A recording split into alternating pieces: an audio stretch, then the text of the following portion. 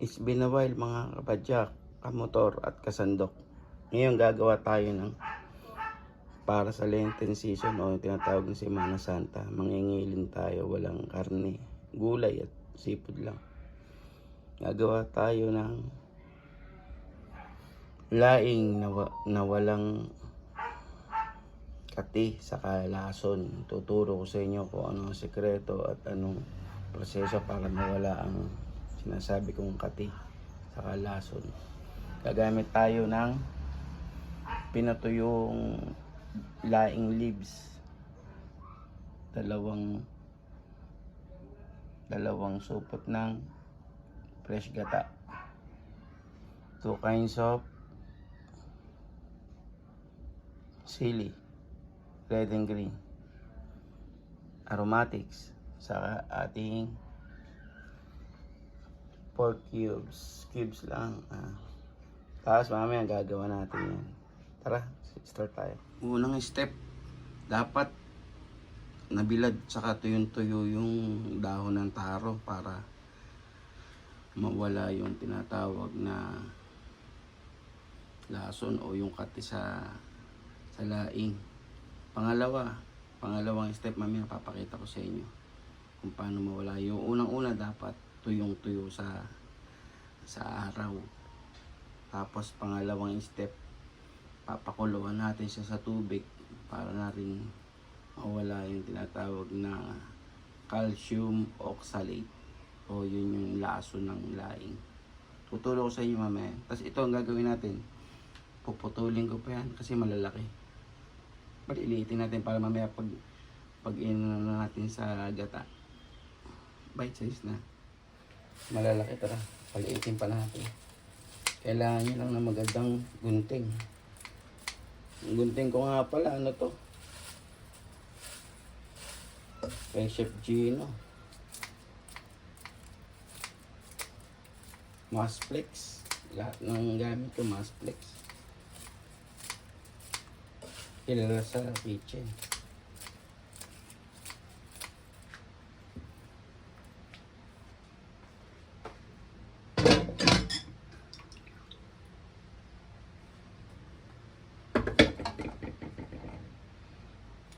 O, isa pang technique ibababad natin yung dahon sa tubig.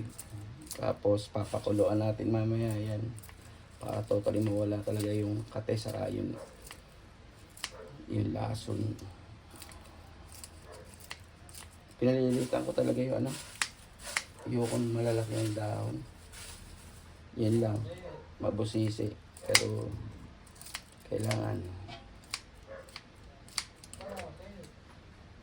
Yan yung pagbababaro natin ng tubig. Ito yung gugupitin natin. Let's go. Pangalawang sekreto para matanggal yung kate. Ito. Nakita nyo, binabad ko 30 minutes yan. Tapos lagay natin sa para matanggal yung lason saka yung kate. Ito, turo lang to sa akin ng isa sa taga Bicol. Kaya tinuturo ko lang din sa inyo proseso ng pagtanggal ng kate sa kanang lason sa gabi. Mga kumarites, jot down yan para enjoy sa pagkain na wala na tayong iniisip na makati sa dila. Puluin lang natin siya mas pwede na yan.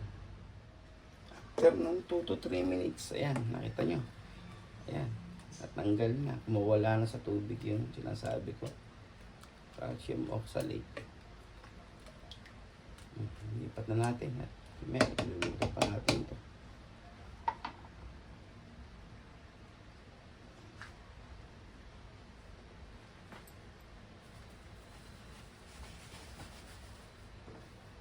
Lipat natin, i-dry natin.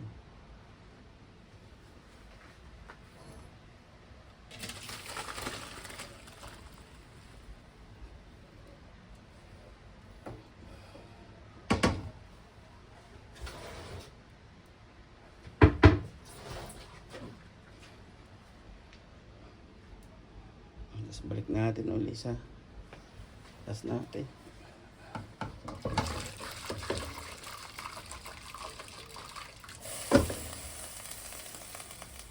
Iyon yung lason saka yung dumi. Ito na yung dahon ng gabi. Ganyan lang yung proseso para mawala yung kate. Sundan nyo lang mga kumarites. Eto na. Dito ko pinakuluan yung hipon para sa sabaw. At yan, lasan-lasan na yung hipon. Diniktik natin yung ulo sa yung balat. Disclaimer lang, hindi ito lutong Bicol. Personal atake ko to. Ito, gagawin ko to walang gisa-gisa. Lulutuin natin sa mantika ng gata.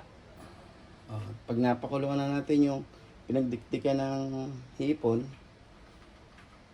ilagay na natin yung unang gata. Uulitin ko, disclaimer lang, hindi ito lutong Bicol, hindi lutong personal kong atake to. Pero pinakita ko naman sa inyo kung paano mag-eliminate ng kate sa kanang tanggal ng lason.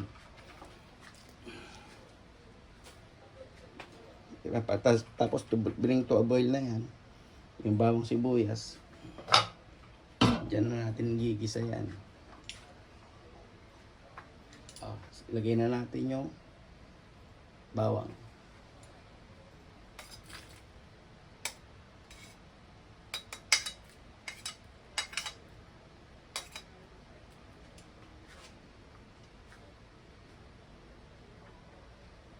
Sibuyas.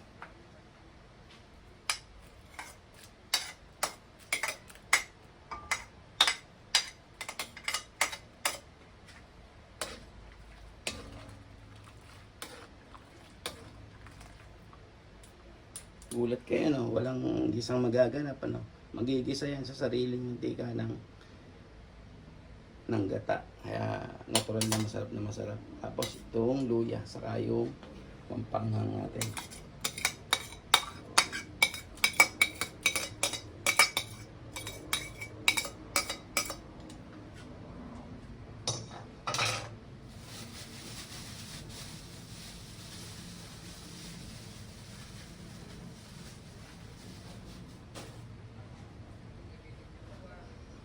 Bring to a boil lang yan.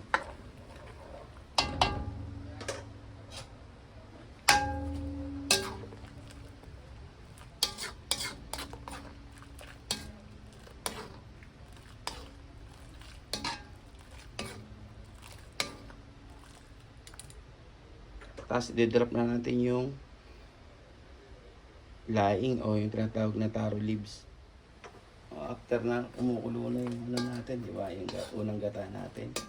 Lagay na natin yung alamang. Yung alamang ko, tinatalbogan ko itong may tubig para mawala yung alat. Ayan.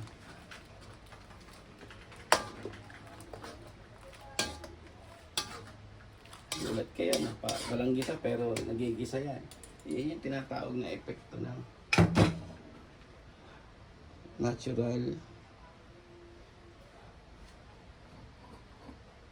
gisados.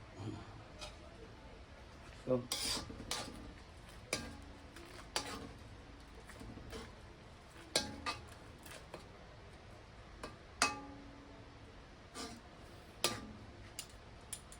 mamaya hangungin ko yung mga siling na yan. Kasi mamaya, pag niibabaw yan, parang luto na, tas maganda lang tingnan. Tapos mamaya, mga 3 minutes, lagay na natin yung laing. Meron pa isang gata, pang toppings to mamaya. Tapos kung hindi pa kayo satisfied sa alat niya, pwede pa natin siya lagyan ng fish sauce.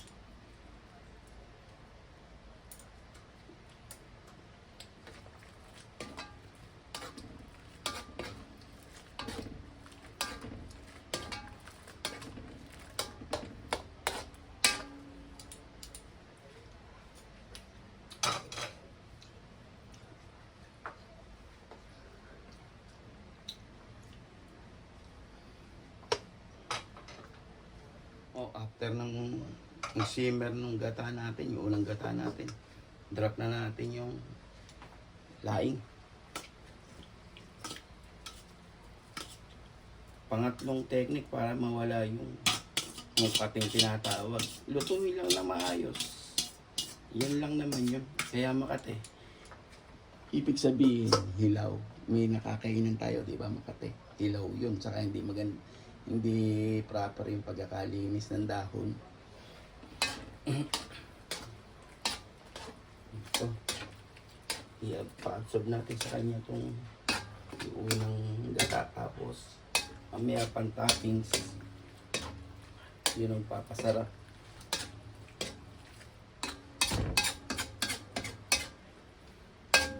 Nakita niyo yung atake ni Biker Chef.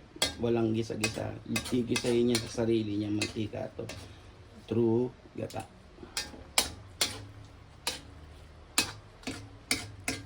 Tapos, isa pa sa may nagbulong sa aking Bicolano, huwag daw tatakpan para hindi mabago yung ano ng kulo ng gata. Kasi pag sa tinakpan daw, naiibe. Yun ang sabi sa akin ng isa kong kaibigang Bicolana. Kaya sinunod ko pa rin. Let's go. Simmer natin siya.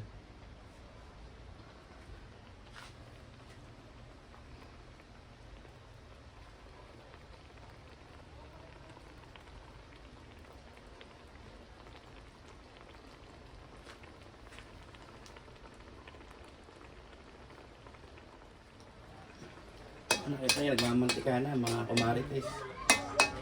Tinikman ko, kulang po siya ng konting alat. Lagyan natin ng konting pesos. Ayan, okay na yan. Kasi maglalagay pa naman tayo ng gata eh. Nakita nyo? Ayan. Lumalabas ng mantika ng gata na naluluto na. Tapos hindi natin ginisa, nagigisa na siya ngayon. Sa sarili niyang mantika. Di ba? Gandang atake. Natutunan ko rin yan sa isa sa mga marurunong sa kusina. Bicolana rin. Pero iba-iba kasi atake ng pagluluto ng laing. Ito, ano ko na to? Gumay ko na. Tapos in-enhance ko lang kasi yun nga. Ipon. Yung iba may karne talaga eh kasi ano ngayon eh Lenten season ngayon kaya nangingilin tayo, wag muna.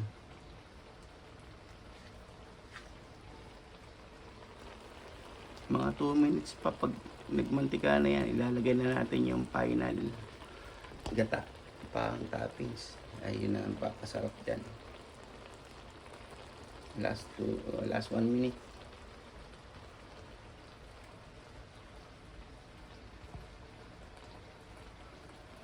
Oh, it's time na. Ilagay na natin yung final gata.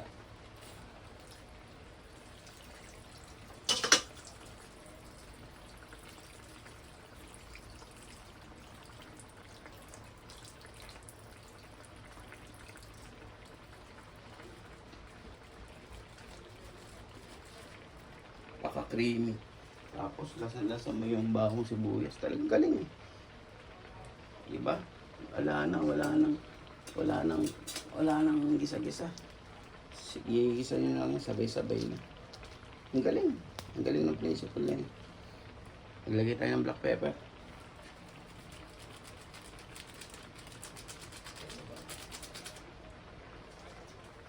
Tapos paanuin na lang natin siya. Mantikahan nyo nga. Tapos ready na. Nagpirito rin ako ng galunggong. Pwede mo siyang rito pangsahog. Tapos pipirito rin ako mamaya yung pusit na sweet pusit. Mamaya set up tayo ng pagkain natin.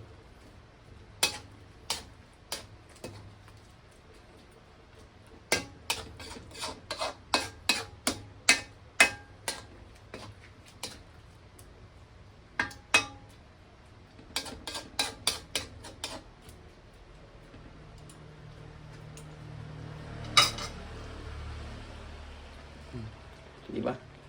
Pamamantikain na lang natin siya, i-reduce na lang natin, tapos sarap na niyan.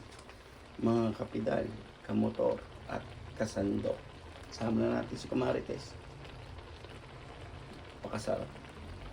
Iyan lang natin yan. Hintayin lang natin na magmantika yung gata. Tapos it's done na yan. Tapos toppings na lang natin. Magpiprepare ako mamaya ng setup. Mamaya pagkakain tayo makikita nyo. Madali lang, di ba mga Kumarites? Sundan nyo lang. Happy cooking everyone. It's almost done na. Nakikita nyo, nagmamantika na. Dapat yan, ma-achieve natin. Mas maano pa dyan. Tapos lalagyan na natin siya ng pang toppings, pineritong galonggong, hihimayan ko. Tapos yung iba, the rest, mamaya gagamit natin sa pagkain.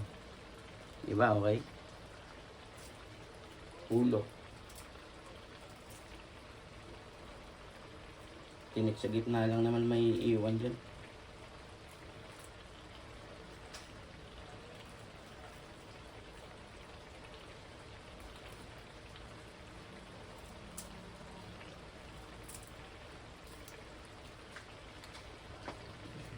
Dalawa pa para panalo.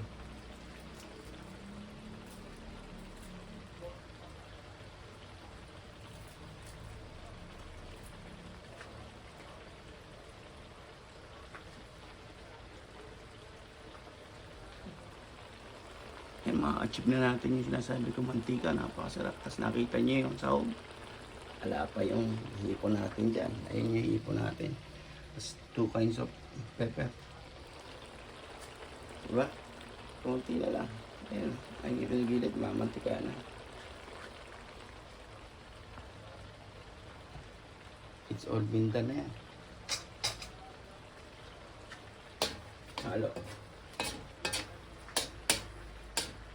Sarap kasi talaga mamantika yan para lutong-luto.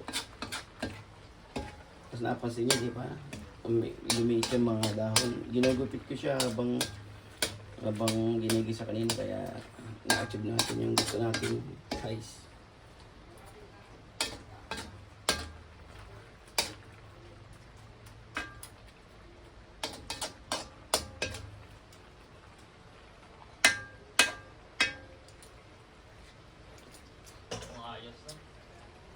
Sili.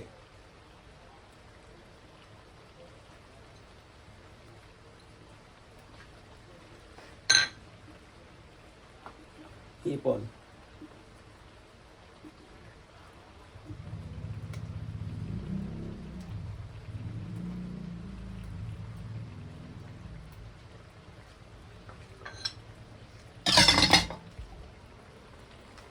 Ayan o, it's done na. Mamaya plating na tayo. Diba, napakadali. Pag yan, nagmantika talaga mamaya hanggang sa ma-render na yung part ng ano. Sarap niyan.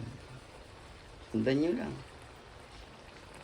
Ano pa natin siya, pamantikain pa natin. Sundan nyo lang at napakadali. Shoutout sa mga silent viewers natin dyan. Saka sobrang busy lang tayo. May mga events kasi, kaya ngayon lang tayo nakakapagluto ulit. Pero promise ko sa inyo, tuloy-tuloy na yan. Semana Santa series tayo ngayon. Walang baboy muna. Enjoy. It's done na mga kapedal, kamotor at kasandok. Mga Kumarites, nakita nyo, napakadali. ASMR muna natin.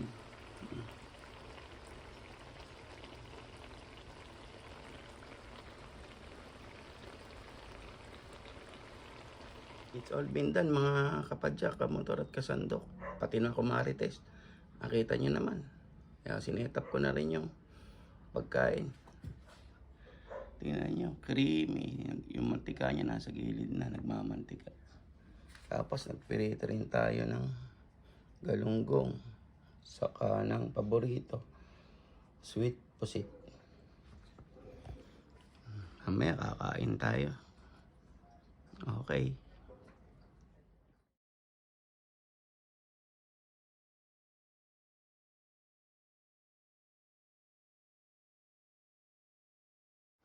Tara kain. Sarap. Laing na walang kate. Tapos walang lason, tinuro ko na sa inyo, di ba? Tara, kain tayo. Sarap.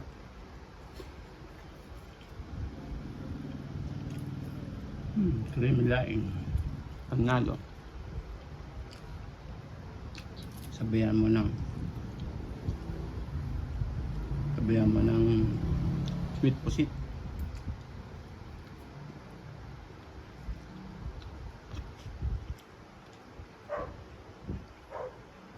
Napakasarap niya.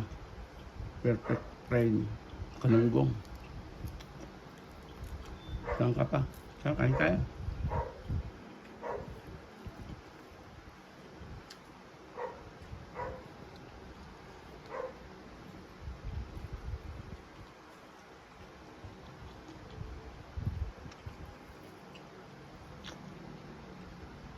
Tara, kain tayo.